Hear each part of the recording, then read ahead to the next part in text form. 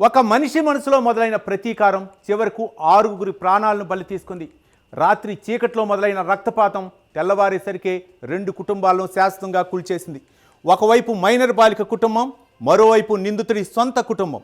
2 ఇళ్లలోనూ మిగిలింది కన్నీరే. కోపం, కక్ష, ప్రతీకారం ఈ 3 కలిసి ఒక మనిషిని ఎంత క్రూరంగా మార్చేయో షాబాద్ ఘటన చూపించింది. ఒక్కో అడుగులో రక్తపు మరకలు, ఒక్కో ఘటనలో గుండెల్ని పిండేసే విషాదం, ఒక్కో మలుపులో దర్యాప్తుని షాక్ గురి చేసే ఆధారాలు, బయటకు వచ్చిన సీసీటీవీ దృశ్యాలు, పోలీసుల దర్యాప్తులో వెలుగులోకి వస్తున్న కొత్త విషయాలు ఈ కేసును మరింత సంచలనంగా మారుస్తున్నాయి. అసలు ఆ రాత్రి నిందితుడు ఎలాంటి ప్లాన్తో బయటకు వచ్చాడు? మొదట టార్గెట్ ఎవరు? ఒక హత్యతో ఆగకుండా వరుసగా 6 ప్రాణాలను ఎందుకు బలి తీసుకున్నాడు? తన సొంత భార్య, చిన్నారి పిల్లలని కూడా చూడకుండా ఎందుకు విడిచిపెట్టలేదు? తండ్రి చేసిన ఆ చివరి ఫోన్ కాల్ వెనక అర్థమేంటి? షాబాద్ను వణికించిన ఈ రక్త చరిత్రలో దాగిన అసలు కథ ఏంటి? Let's watch.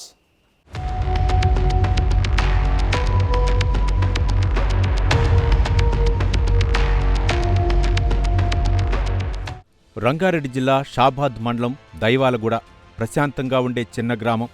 అక్కడి ప్రజలు కూడా ప్రతిరోజులాగే తమ పనులు ముగించుకొని ఇళ్లకు చేరుకున్నారు. రాత్రి నెమ్మదిగా గాఢ నిద్రలోకి జారుకుంది. కానీ అదే సమయంలో మరో వ్యక్తి మనసులో మాత్రం ప్రతీకారపు అగ్ని మండుతోంది. కొన్ని వారాల క్రితం నమోదైన మైనర్ బాలిక వేధింపుల ఘటనలో పెట్టిన ఒక పోక్సో కేసు ఓ వ్యక్తిని క్రూరంగా మార్చింది. తనపై కేసు పెట్టి జైలుకు పంపించడంపై రాజ్ కుమార్ ఆ కుటుంబంపై కక్ష పెంచుకున్నాడు. చట్టం తనను శిక్షించిందనే కోపం అతని ఆలోచనలు నేరం వైపు మళ్లించింది. జైలు నుంచి బయటకు వచ్చిన కొద్ది గంటల్లోనే తన మనసులో వేసుకున్న పథకాన్ని అమలు చేయాలని నిర్ణయించుకున్నాడు.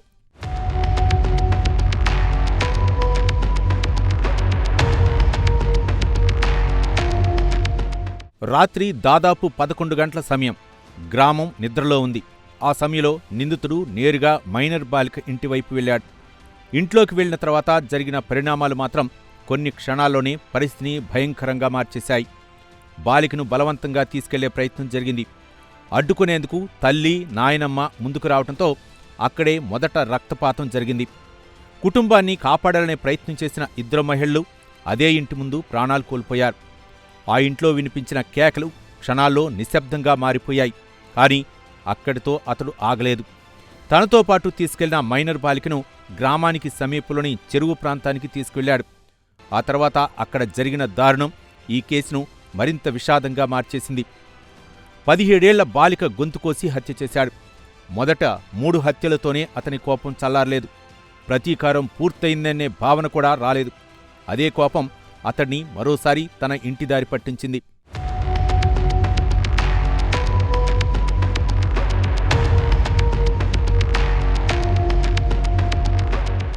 ఇక్కడే ఈ కేసులో అత్యంత ఆశ్చర్యకరమైన మలుపు కనిపిస్తుంది. సాధారణంగా ఇలాంటి ఘటనలో నిందితులు సంఘటనా స్థలం నుంచి పరారవుతారు. కానీ ఈ కేసులో మాత్రం అతడు నేరుగా తన ఇంటికి వెళ్ళాడు. అక్కడ అతని కోసం ఎదురుచూస్తున్నది శత్రువులు కాదు, తన కుటుంబమే. 7 సంవత్సరాల క్రితం ప్రేమించి పెళ్లి చేసుకున్న భార్య, చిన్నారులైన 2 కుమారులు, బయట జరిగిన 3 హత్యల తర్వాత కూడా తన సొంత కుటుంబాన్ని ఎందుకు లక్ష్యంగా చేసుకున్నాడు? ఈ ప్రశ్నే ఇప్పుడు దర్యాప్తులో కీలకంగా మారింది. భార్యతో పాటు 2 కొడుకులను కూడా అతను హత్య చేశాడు. అయితే భార్యను హత్య చేయడానికి కారణం ఏంటి? పిల్లలు చేసిన తప్పేంటి? ఈ ప్రశ్నలకు ఇప్పటివరకు స్పష్టమైన సమాధానం లేదు. అయితే ఒక విషయం మాత్రం స్పష్టంగా కనిపిస్తోంది. ఇప్పటికే అతని మానసిక స్థితి పూర్తిగా మారిపోయిందని పోలీసులు భావిస్తున్నారు. ప్రతీకారం ఒక వ్యక్తిపై మొదలై చివరకు తన కుటుంబాన్ని కూడా మింగేసే స్థాయికి చేరుకుంది. కోపం, అనుమానం, నిరాశ ఈ 3 కలిసి ఒక మనిషిని ఎంత ప్రమాదకరంగా మారుస్తాయో ఈ ఘటన చూపిస్తోంది.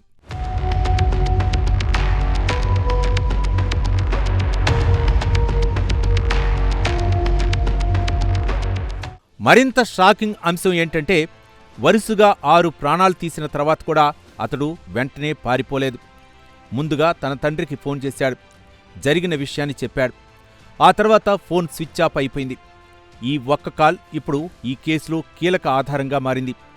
ఎందుకంటే నేరం జరిగిన వెంటనే అతడు చేసిన ఆ సంభాషణ అతడి మానసిక స్థితిని అర్థం చేసుకోవడానికి దర్యాప్తు అధికారులకు ఉపయోగపడే అవకాశముంది.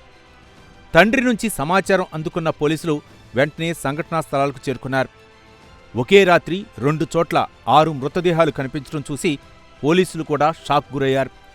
ఒకవైపు మైనర్ బాలిక కుటుంబం, మరోవైపు నిందితుడి సొంత భార్య, 2 చిన్నారులు. ఈ 2 కుటుంబాల్లో ఒకేసారి విషాదం నెలకొంది. గ్రామం అంతా భయోందోళనకు గురైంది. తెల్లవారేసరికి దైవాలగూడ పేరు రాష్ట్ర వ్యాప్తంగా చర్చనీయాంశంగా మారింది.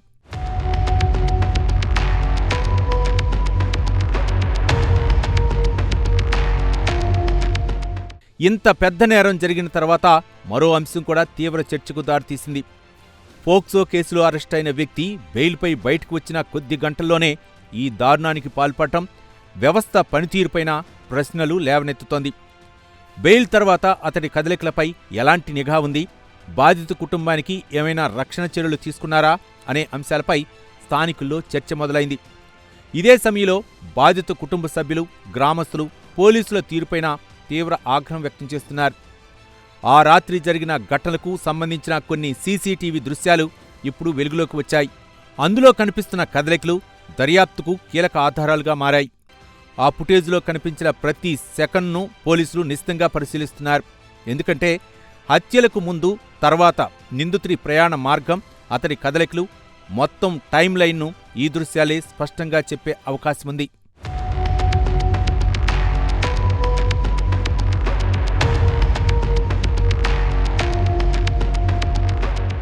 ఒక మనిషి నియంత్రణ కోల్పోయిన కోపం 2 కుటుంబాల జీవితాలను శాశ్వతంగా చీకట్లోకి నెట్టేసింది. చట్టం ముందు తన వాదన వినిపించే అవకాశం ఉన్న ప్రతీకారాన్ని ఎంచుకున్న క్షణంలో 6 అమాయక ప్రాణాలు బలయ్యాయి.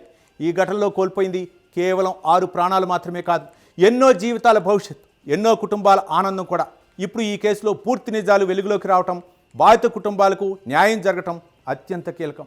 అదే సమయంలో వ్యక్తిగత కక్షలు, ఆవేశం, ప్రతీకారం చివరికి ఎంతటి విషాదానికి దారితీస్తాయో షాబాద్ ఘటన మరోసారి సమాజానికి గట్టిగా హెచ్చరికగా నిలిచిపోయింది.